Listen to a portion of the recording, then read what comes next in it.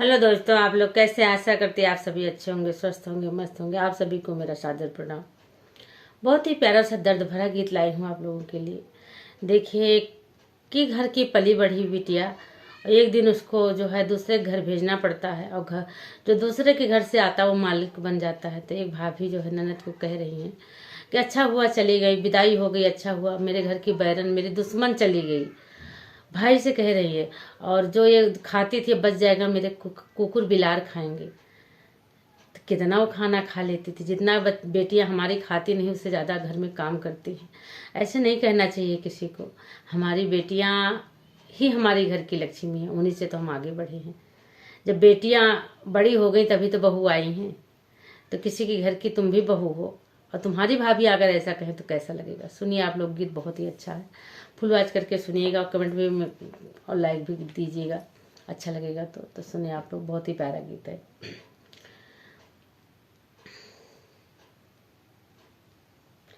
पूरब से डोलिया पश्चिम गाए बाबा रे, लगी गाये चार कहाँ रे ललनवा रे, लगी गाये चार कहाँ रे ललनवा। पूरबा से डोलिया पश्चिम गाए बाबा रे, लगी गाये चार कहाँ रे ललनवा रे, लगी गाये चार कहाँ रे ललनवा। जब ई डोलिया पहुँची पीपर तारा, हर जब ई डोलिया पहुँची पीपर तारा, हो पीपर तारा झरी गाये पीपर के पातरे ललनवा रे, झरी गाये पीपर के पातरे ललनवा। दुआरे से पापा जे रोई रोई पूछई रे, कहाँ गाई बहिनी हमार रे ललनवा रे, कहाँ गाई बहिनी हमार रे ललनवा। घरवा से मामी जे रुआवत के निकरई रे, बहिनी जे गई ससुराल रे ललनवा रे, बहिनी जे गई ससुराल रे ललनवा।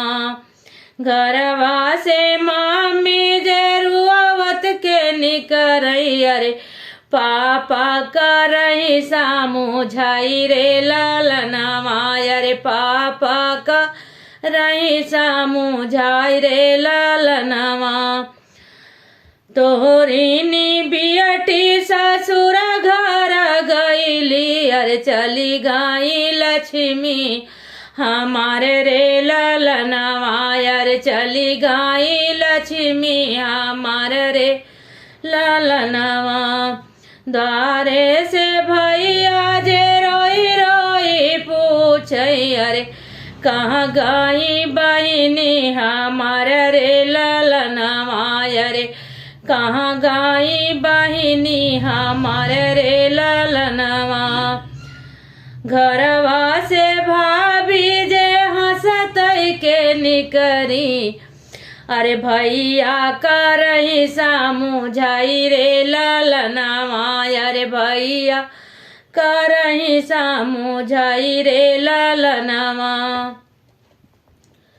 तोहरीनी बहिनी सा सोमिया घर गईली अरे, चली गई बैरन हमार रे ललनवा अरे, चली गई बैरन हमारे रे ललनवा। तोहरीनी बहिनी सोमिया घर गईली अरे, चली गई बैरन तोहार रे ललनवा अरे, चली गई बैरन तोहार रे ललनवा, चली गई बैरन हमार रे ललनवा।